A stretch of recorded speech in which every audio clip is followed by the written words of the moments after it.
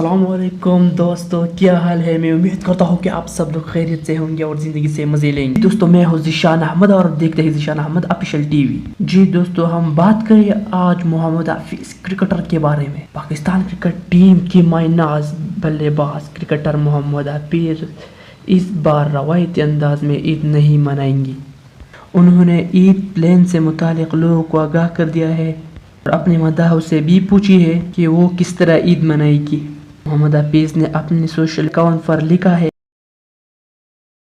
इस साल अपने इर्द गिर्द रहने वाले बहुत ही ज़रूरतमंद अफराद की मदद करेगी।